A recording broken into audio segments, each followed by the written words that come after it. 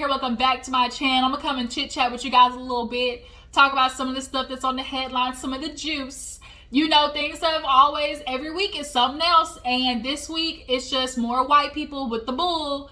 For example, Bill Maher, we're gonna get into his ass, and it's just so exhausting. White people just want to stick their heads in the sand and act like, oh my God, we've done enough, because people are not in shackles and chains anymore. Y'all are not outside picking cotton, so things must not be that bad. It's just like, I'm so sick of white people. I really am sometimes. I don't want them to exist. I go through a moment in my head at least once a week where it's like, I wish white people didn't exist. I'm sorry. Like, if I got any white viewers, I'm sorry, but like, as a black person, you just gotta understand, y'all put us through some shit.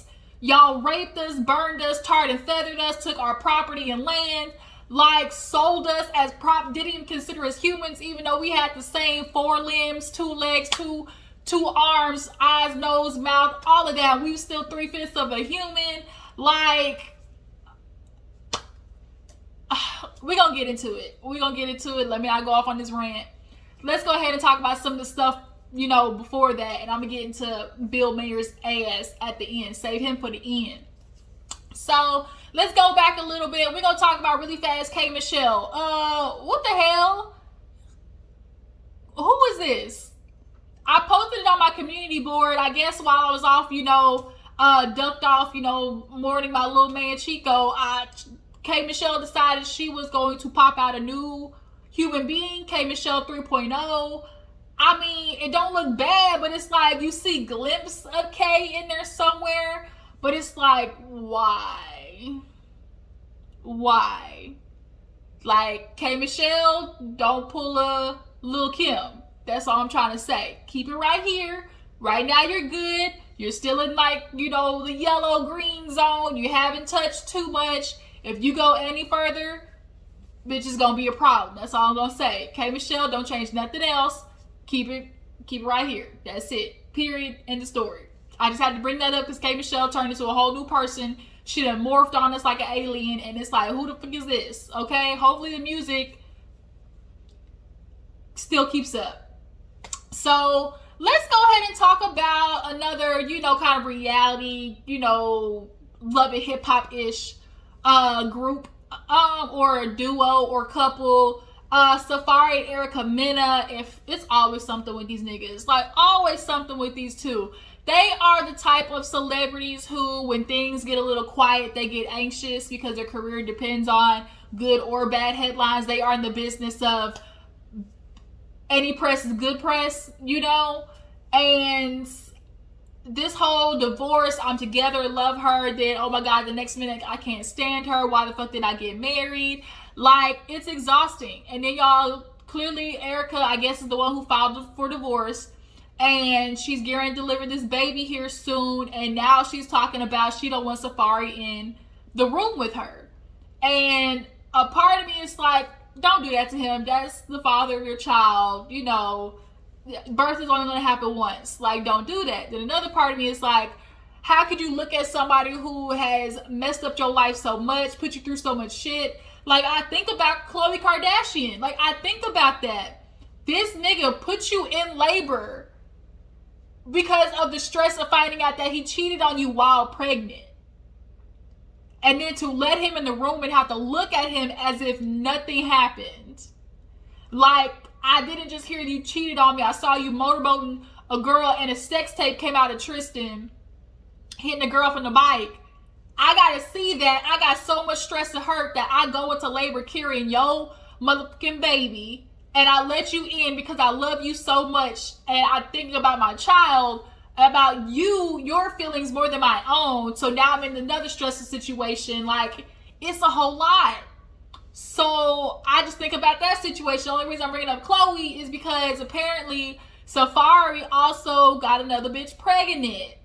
Now, he tried to come out with a statement talking about, oh, I only got one baby being born, so y'all need to quit it, no cap. And it's like, that's not what we said, Safaree. That's not what we said. We ain't talking about a baby being born. We talk about another bitch that you was talking to, had sex with, and got pregnant.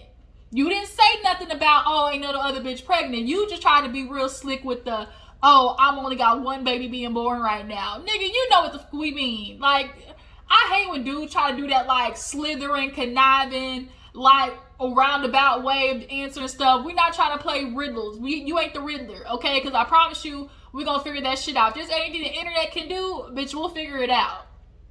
You doing that Martell stuff where he posted that picture of his baby talking about, oh, all 5 of daddy's kiddos, but you got baby number 4 on your lap, not baby number 5. Nigga, we know what you're doing. Like, men are so stupid. Y'all think y'all are the smartest fucking people in the room. You're not. Trust me. You're not. The only reason you're in these places of high power is because you got a dick swinging between your legs. Period. But what would y'all do? If y'all were Erica Mena and you found out your nigga got another girl pregnant, are you letting him in the room? Are you allowing him to see the birth of the baby? And it's amazing how women always have to make the decisions to, like, put themselves out of the picture and think of the greater picture, even though the man don't think about it. Like, you go off and cheat, have another baby, but now I'm supposed to think about how the family's supposed to be held together and how I'm supposed to consider everything, but you didn't consider that while you were sticking your dick in another girl, right? So I now have to take myself out of the equation and put myself last because I'm giving birth a once-in-a-lifetime experience, and if you miss it, then I'm going to be the asshole, right? So it's like so amazing how women, like, we always got to put up that shield or just be the strong one of handling the bull. And it's exhausting, which is why men constantly are getting away with the stuff that they get away with. But drop down in the comments, like I said, if y'all would allow your man in the room even though he cheated or got another girl pregnant, would you do that? Would you do that? Unfortunately, like, for me,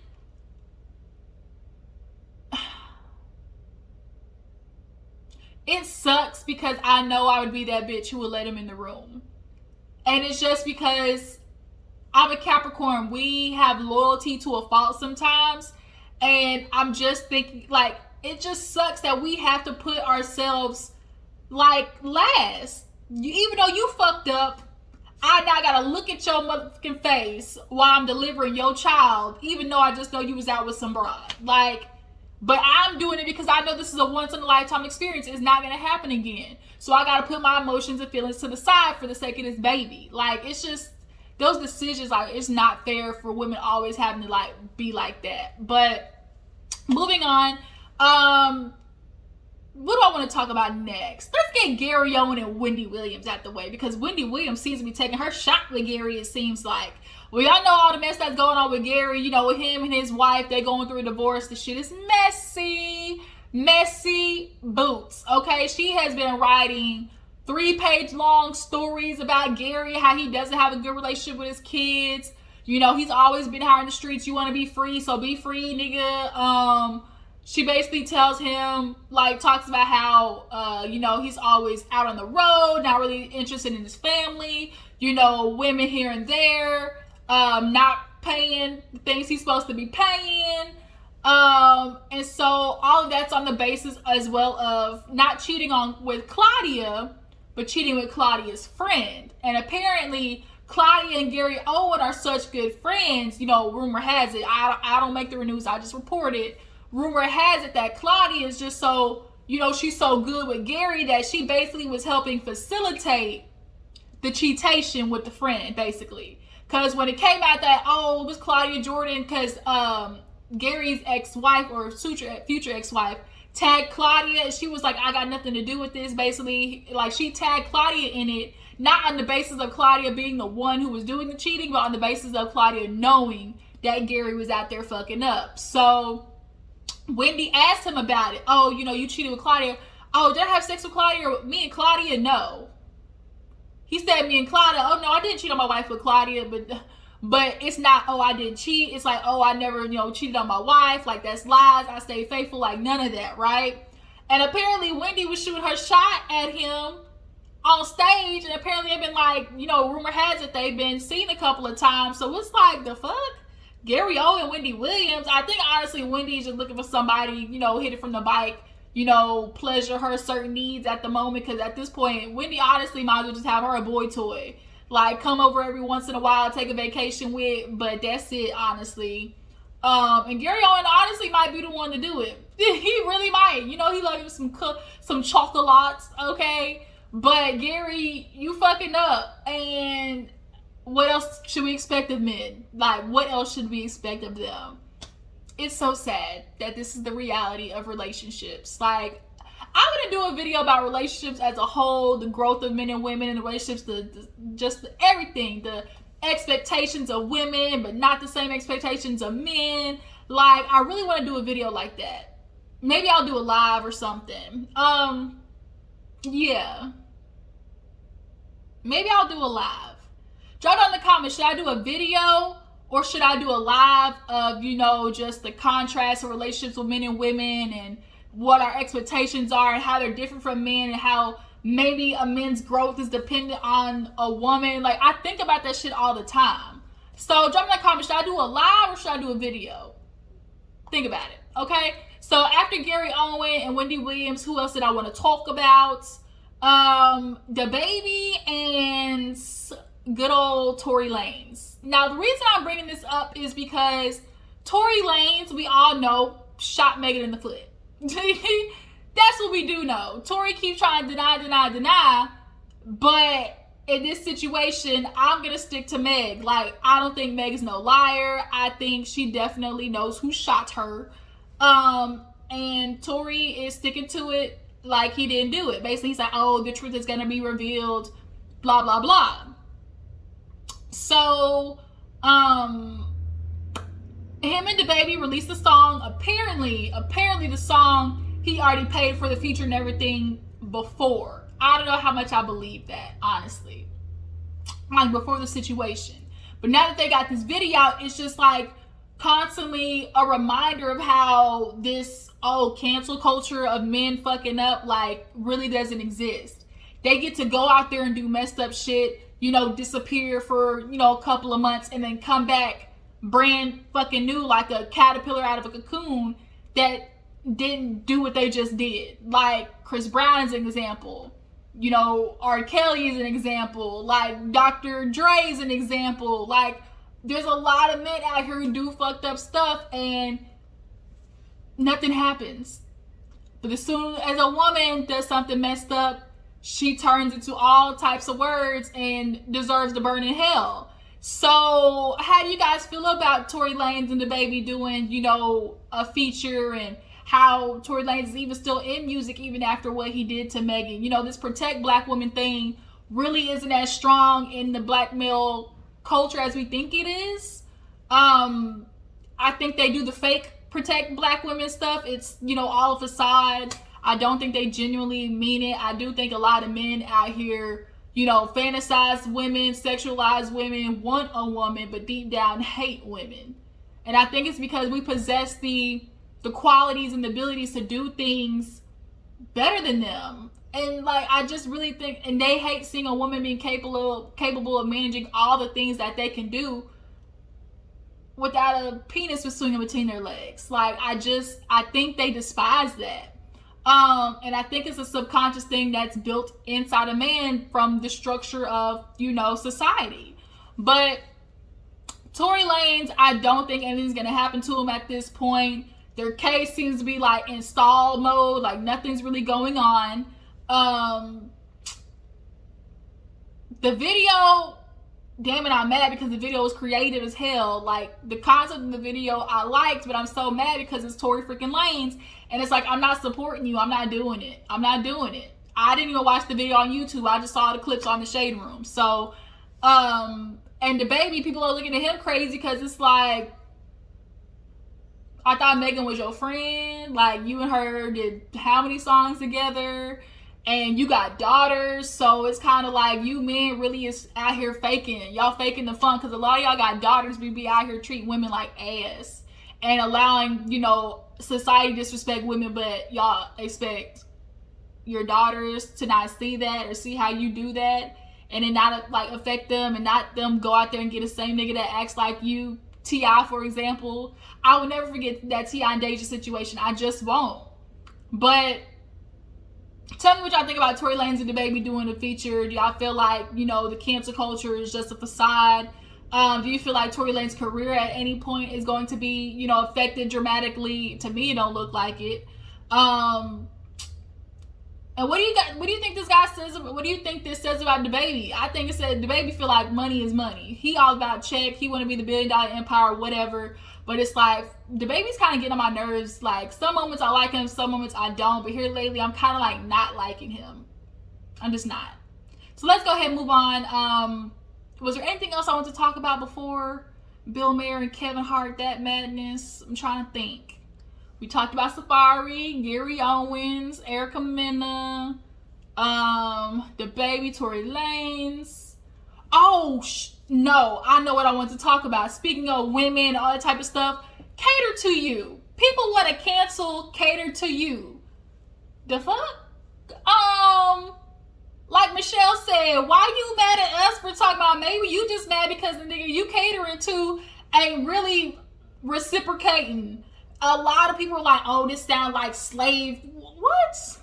Nobody's telling you to cater to anybody. They're just simply talking about you're a man that's doing his part. So as appreciation, let me cater to you. Let me have your bath water ready when you get home. Let me cook for you a nice, good meal. Like, let me do a little something to you when you get to the house. Like, let me hop on and do a full split. Like, that's all they're saying. So the fact that it turned into, oh, this sounds like slave work to me.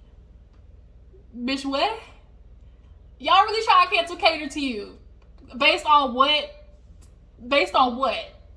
Because you mad? Honestly, it sounds like you mad. Because a lot of you women catering to niggas that ain't reciprocating. And that's why you honestly mad. You catering to these fuck niggas that's sitting on your couch, sucking up all your air, eating up all your baby snacks that you're getting on that EBT and WIC card. He ain't going to work. He's not putting in on the bills. All he's doing is offering dick and problems. But you keep catering to him because you think that's gonna make him do better. That's gonna make him become the man that you want him to become.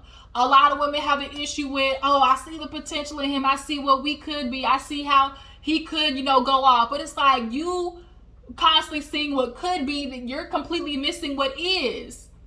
And the point is, you catering to a man, first of all, who don't got his shit together, who's clearly unappreciative of it, and is not doing anything in reciprocation to you to help you, you know, glow up as well. So it's like, don't be mad at Destiny Child because they are catering to a man that's doing his part. How about you find you a nigga that's doing, you know, what he's supposed to be doing in your life? Don't blame Destiny Child. What? You giving all your heart, money, dollars, and puss to a man who ain't got a pot to piss in. Go run into his mama house every time he get in a fight with his next baby mama. There's so many men out here bouncing from couch to couch to couch. When one baby mama get mad, I go to the next one. When this baby mama get mad, I go to the next one. Don't take care of the kids. But got all these type of women trying to prove themselves. Oh, I can cook clean. I'm wife material. And it's amazing how that works, right? You got to show your wife material to become a wife. But if I keep showing you everything that is wife material, you're getting everything. You getting the cow before you purchasing the milk. Like, the whole point is to make him purchase the cow to get the milk, but I'm basically giving you sips of milk for free to prove that I'm worthy of being purchased, basically. Like, you see how weird that works? Like, I gotta do everything to show, I gotta do everything that a wife already consists of. So you're basically getting the benefits of the wife duties already before me becoming a wife.